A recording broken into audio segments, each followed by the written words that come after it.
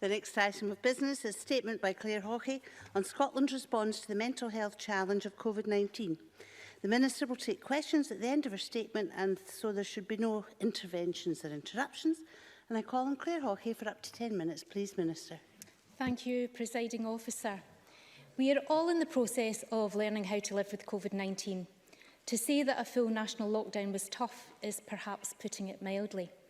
But the introduction of temporary measures now will also be really challenging for people across the country. This shows that the road to recovery from this pandemic will not be linear. It will not be straightforward. We have all been through a lot. And that means the importance of mental health and well-being has never been clearer. It has been difficult enough to maintain good physical health during the pandemic and lockdown, but the experience will also have been immensely draining psychologically for many of us. I doubt there is a single one of us who hasn't thought of our own mental well-being or worried about others during some point in 2020. The effects could include feeling down or anxious. People might have needed to be signposted to support. There might have been levels of distress, and there may also be cases of more serious mental illness. Throughout this year, mental health has continued to be an absolute priority for this government. We have been proactive in our approach, announcing a range of additional supports. And reflecting how fundamental this issue is, we have today published our Transition and Recovery Plan for Mental Health. Given that the Parliament will debate new temporary measures straight after this statement, this focus on mental health and wellbeing is very apt. The document lays out this government's response to the mental health impacts of COVID-19, and it addresses the challenges that the pandemic has had and will continue to have on the population's mental health. I wanted to speak about the process of developing it. From the beginning, we have known it would be crucial to develop a full understanding of the mental health effects of this pandemic. In April, we established the Mental Health Research Advisory Group to ensure our response is led by a robust understanding of evidence and data. The advisory group has followed research developments closely across the globe and has provided us with timely and expert advice on how COVID-19 is impacting on mental health. As well as embedding evidence at the heart of our approach, we have been determined to work collaboratively. A prerequisite for us was to hear firsthand about the effects that the pandemic was having, and we have striven to reach mutual agreement on key areas where we need to take work forward. We have done so through sustained engagement with the stakeholder group, which has met regularly over the past 6 months, and I extend my sincere thanks to everyone who has contributed to this work so passionately. Amongst others, this has included SAMH, the Mental Health Foundation, the Royal College of Psychiatrists, the Mental Welfare Commission, Unison, Penumbra, Samaritans and Voices of Lived Experience. Echoing what we have heard, we have structured the document around key themes, and I hope members will see that the plan is comprehensive, containing over 100 actions. To take just some examples, we have included sections on whole population mental health. We want everyone across Scotland to remain engaged and informed about mental well-being. This includes the critical importance of reducing stigma. And we have concentrated on how the pandemic might impact on employment. And this includes people in uncertain employment, those who might have been made unemployed as a result of lockdown, and those who are currently trying to find a job. We know that children and young people have been particularly affected, and we have laid out a range of actions to respond to the needs of our young citizens. These cover emotional well-being, the support available in educational settings, and the route into specialist mental health services where those are needed. And we also recognise that older people have been just as impacted. So we have those who are at higher risk, either through longer-term health conditions or a disability. Many of them have been shielding, which has been exceptionally difficult. In all of these cases, we find that further targeted action is needed to support good mental well-being. And we know how important specialist mental health services are, and they will continue to be so. We have laid out our approach for the recovery and renewal of CAMHS and psychological therapies, and this includes a programme of enhanced improvement support. We will also work with NHS boards to ensure that they are able to respond to any increase in demand over the coming months. We now have a unique opportunity to focus on improving the quality of these services, and we will make use of data and evidence and of digital technology where it's appropriate. and we will implement a set of quality standards. We also know how vital mental health services provided by others, including local authorities, health and social care partnerships and the third sector are, and they will continue to be central to how we meet demand going forward. Presiding Officer, through the pandemic, we have driven national action. We have worked with partners to promote examples of good practice across the country. The Clear Your Head campaign has become nationally recognised. We've expanded NHS 24's mental health hub, so it's now providing telephone support for people 24 hours a day, 7 days a week. We've established mental health assessment centres. We've rolled out Distress Brief Intervention programme on a national basis, and we've launched Promise, the national wellbeing hub for health and social care staff, unpaid carers, volunteers and their family. The plan outlines how we will build on success stories like these. However, it's really important to recognise that what we have laid out in this document is not set in stone. The situation remains fluid, as developments this week have shown too clearly. I started by saying that the road to recovery will not be linear, and that is likely to mean different types of mental health need will emerge as time passes. This will be affected by the extent to which further targeted measures are needed. Our response, as laid out in the plan, will be flexible and adaptable. It will continue to evolve over the short, medium and long term, and it will continue to be informed by the work of the Mental Health Research Advisory Group. Our ongoing use of evidence and data will be key. Excuse me. As well as our stakeholders, I would also like to thank members across the Chamber for their constructive input over the past few months. During the Government Statement on Mental Health in June, I listened carefully to the priorities that members raised. Those included the help available in schools, bereavement support, the importance of the third sector, and issues that can affect women, in particular during the perinatal period. I hope that members will see their input from June specifically reflected in this plan, and I look forward to working with colleagues as we move forward into the implementation and delivery phase. That focus on implementation is crucial. Our plan is comprehensive and ambitious, but it is the work that we do now to deliver it that will make the difference. For some of these emerging issues that we've identified, we don't yet have all the answers. No single person or organisation does. And this is not a situation unique in Scotland. It is faced by populations across the world. We will therefore continue our close work with stakeholders and voices of lived experience to develop detailed implementation plans where necessary. And we will put forward comprehensive governance to ensure that progress is made towards each action. One of our commitments is for our third sector partners to be embedded in this process, and we will ensure that that happens. Their involvement will be fundamental to our success. We will also closely involve those with lived experience to ensure that our commitments will make a real positive, lasting difference to people's lives. And we will establish an equality stakeholder forum to ensure that equalities issues and a focus on rights are firmly at the heart of our approach. Finally, Presiding Officer, I wanted to briefly address the relationship between this plan and our parallel work on dementia, autism and learning disabilities. Reflecting the critical importance of each of these issues, we are currently working with partners to develop a separate national COVID-19 dementia transition and resilience plan. And this will build on our pandemic response for people with dementia and their families, as well as our 3 dementia strategies to date. Work is ongoing at a national and local level and across all sectors, and it will continue when we come to the implementation phase of the new plan.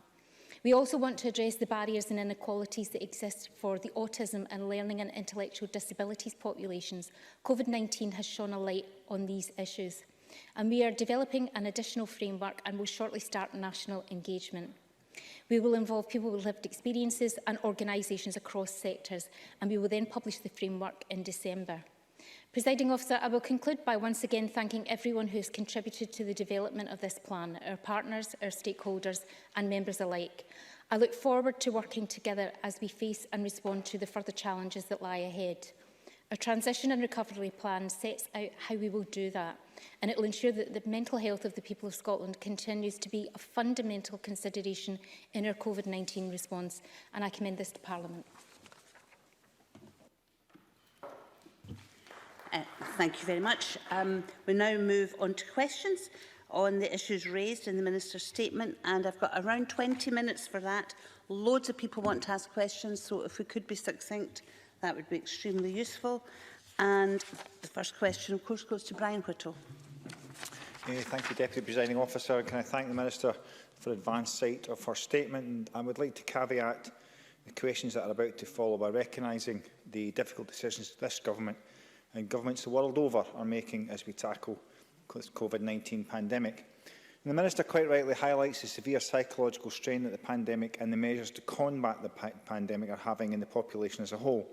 It has led to increased anxiety, loneliness and poor mental health, while restricting access to those things that can help to alleviate such feelings, such as access to family, loved ones and friends, or our ability to participate in activities which we use to de-stress.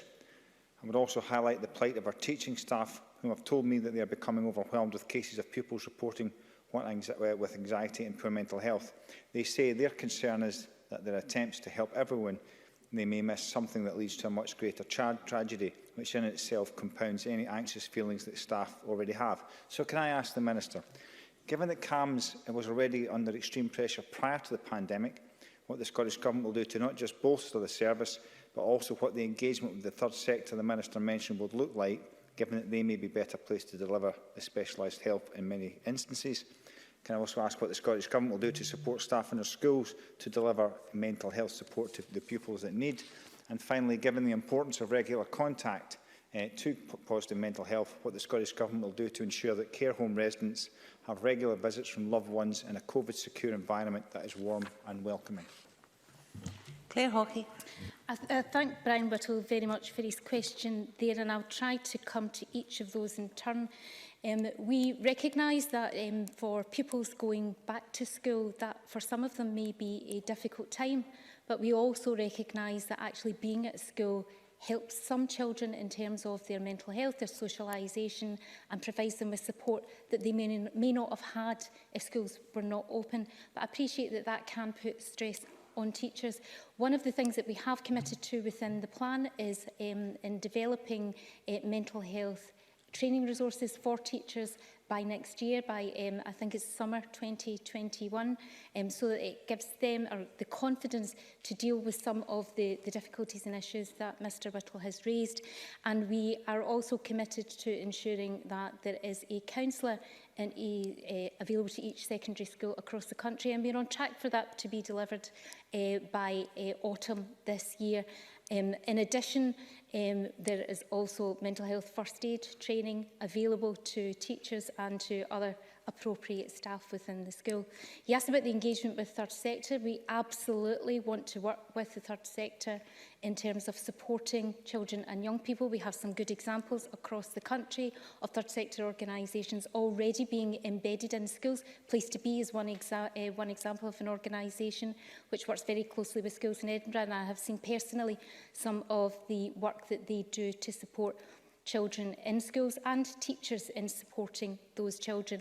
And the issue that he raises about care homes, I think, is a really important one and has been raised within this Parliament on many occasions and addressed by the Cabinet Secretary for Health and Sport.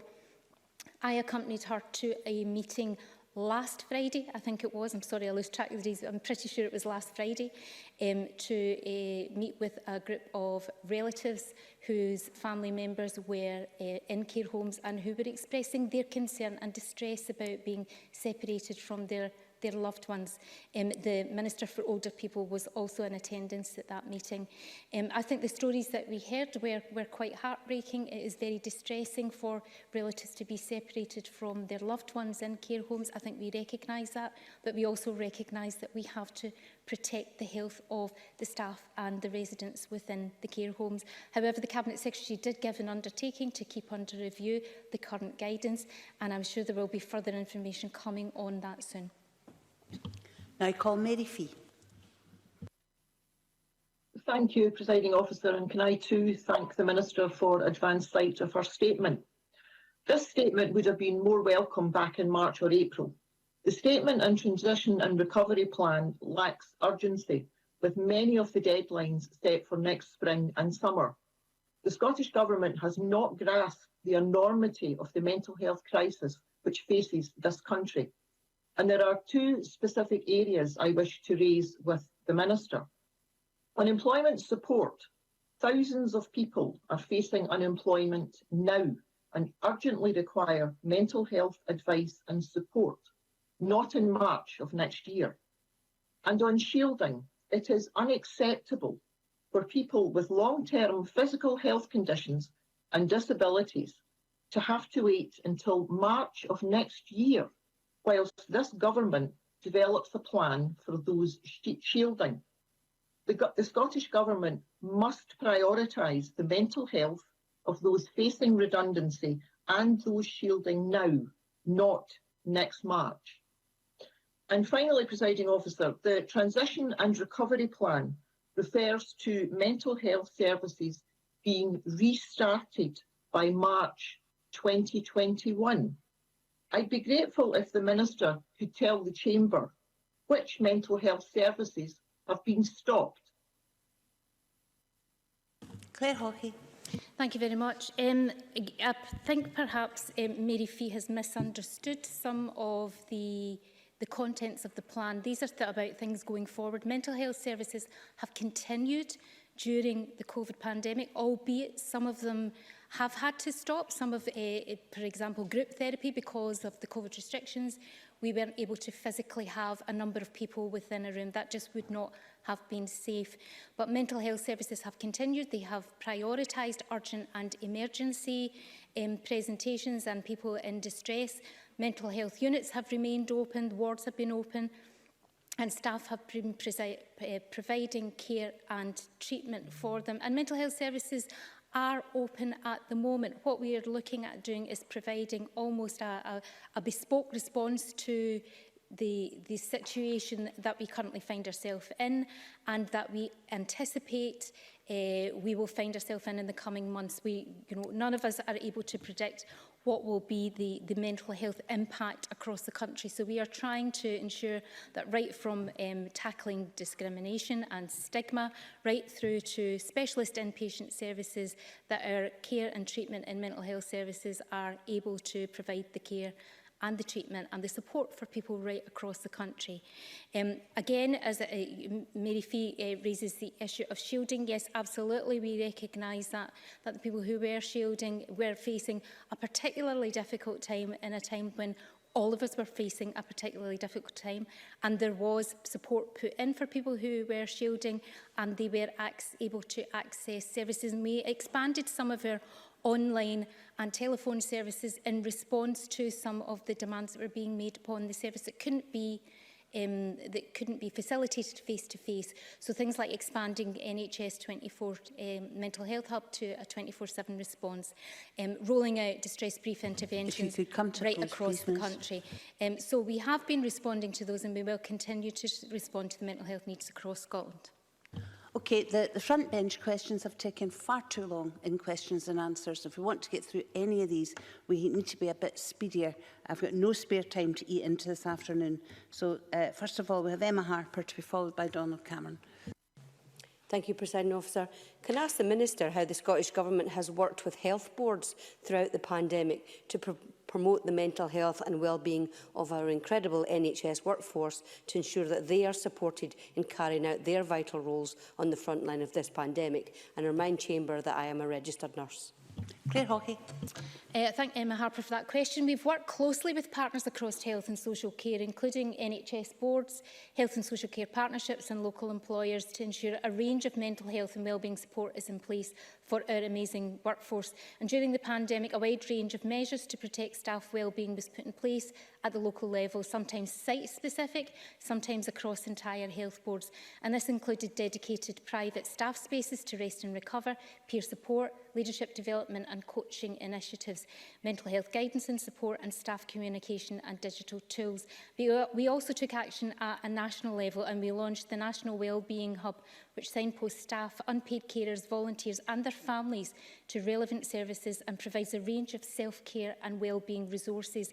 And we set up new National Wellbeing Helpline for the health and social care workforce, which is based within NHS 24's Mental Health Hub, and that provides a 24/7 service to those who need psychological support, including in the light of the coronavirus crisis. And we also established... No, Minister, I'll have to stop you there. Okay. Terribly sorry about that. I know there's lots of information to come out, but members have lots of questions that they want to ask, so please, if we could shorten that. Donald Cameron, followed by Fulton McGregor. The Minister will know that before the pandemic there was a mental health crisis in rural and remote parts of Scotland, such as the Highlands and Islands, which will no doubt be exacerbated by the pandemic. What specific actions are the Scottish Government taking to help organisations who support those suffering in rural communities during COVID-19? Claire Hawkey, quickly. So the Scottish Government provides funding to the National Rural Mental Health Forum for work to improve the mental health and wellbeing in areas of rurality. In our transition and recovery plan, we have committed to working in partnership with the National Rural Mental Health Forum to develop an approach to ensure rural communities have equal and timely access to mental health support services. And when the 4 DBI pilot areas were chosen, we deliberately included a broad mix of urban and rural locations. Thank you. Fulton McGregor, followed by Pauline McNeill.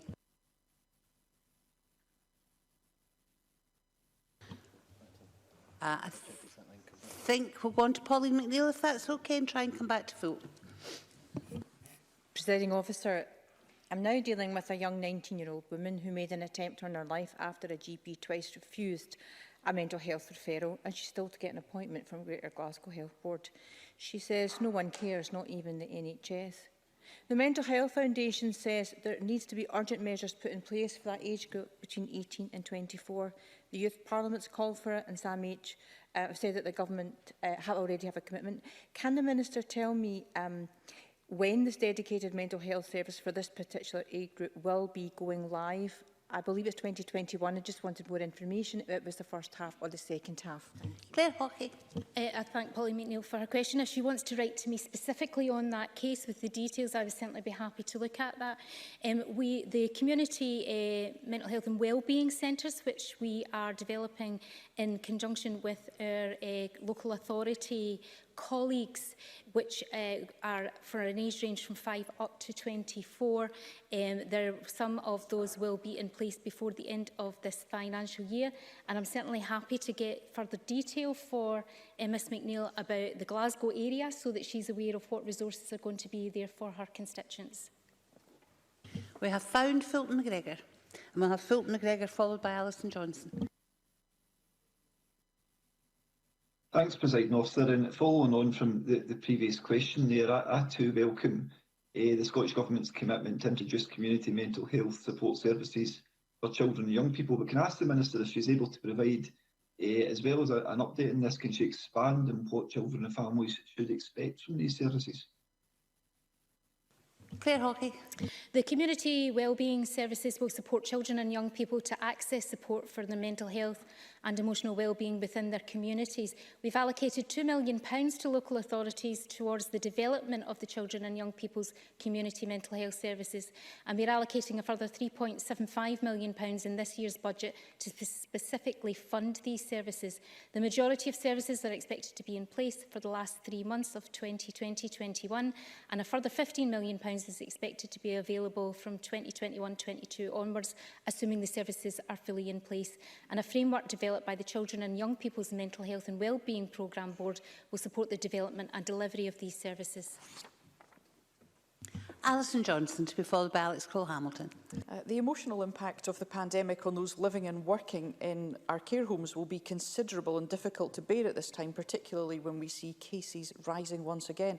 So can the Minister outline what specific steps are being taken now to prevent a mental health crisis amongst care home residents who may have lost close friends, and what specific mental health support is in place now for Scotland's skilled care workers who provide companionship support and maintain the dignity of many residents in their final hours and moments? Claire Hawkey. Thank you very much, Presiding Officer. I thank Alison Johnson for that question. I think she speaks of the care home workforce as we all feel of them, that they are a highly skilled workforce and are providing care to some of our most vulnerable residents. As I mentioned in a previous answer, we set up the Staff Wellbeing Hub, which we have expanded not only for NHS staff, but is also available for care home staff, and we did that in recognition of the difficult situation that they find themselves and that they perhaps do not have as easy access to occupational health services that NHS employees do, and that service available online can then signpost them to resources that can help support them in a whole range of issues, right through from emotional support right through to financial support. And in addition, the helpline that I mentioned in a previous answer as well, hosted by the NHS Mental Health Hub, is also available to social care staff. Alex Cole-Hamilton, followed by George Adam. Thank you very much, Deputy Presiding Officer. Before the outset of the pandemic, a record number of children were waiting more than a year for first-line mental health treatment. Can I ask the Minister what the tailored programme of enhanced improvement support is and how it will succeed where predecessors failed? And we still don't have suicide statistics beyond 2018. So when will we see this? And can I ask the Minister to look again at moving to a system where services can understand what is happening right now in real time and respond accordingly? Claire Hawkey. If I can take the point on suicide statistics that Mr Cole-Hamilton raises, my understanding is they will be published in November this year. They have been delayed essentially because of the COVID pandemic. We are looking with ISD about how we can have more real-time suicide and self-harm statistics so that we can work with the National Suicide Prevention Leadership Group to target more effectively interventions. So yes, it certainly is on our radar.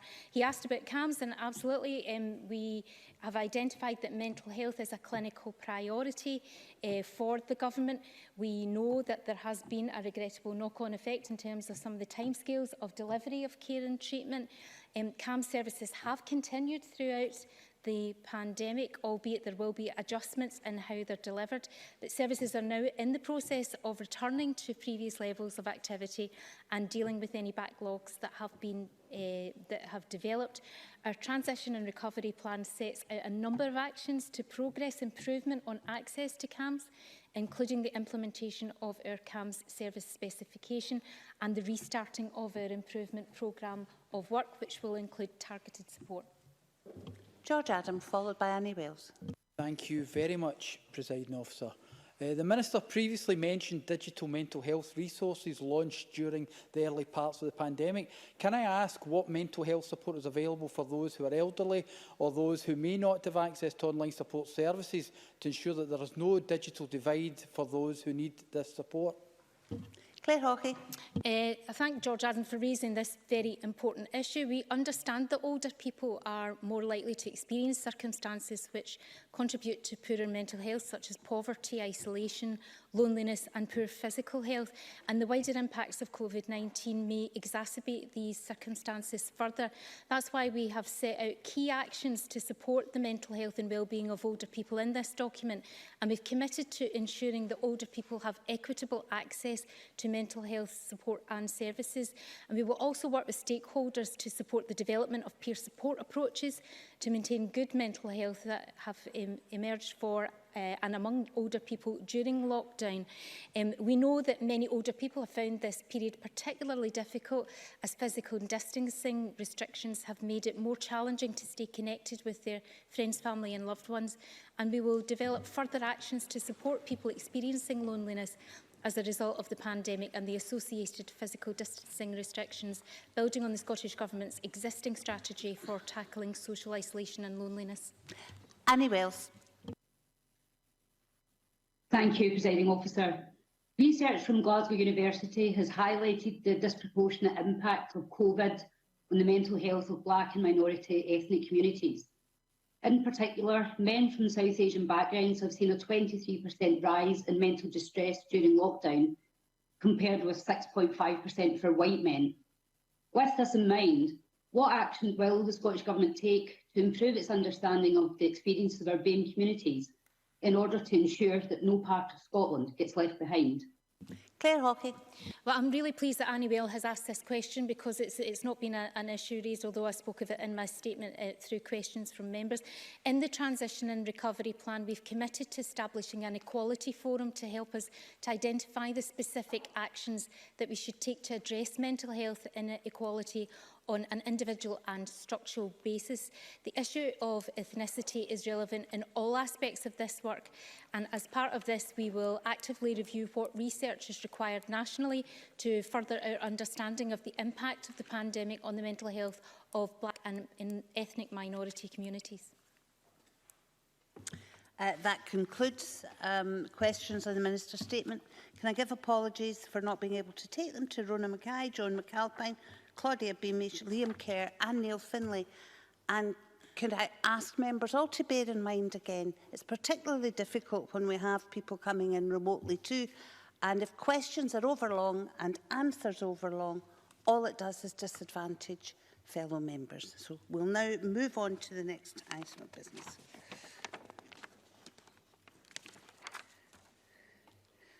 And the next item of business is a debate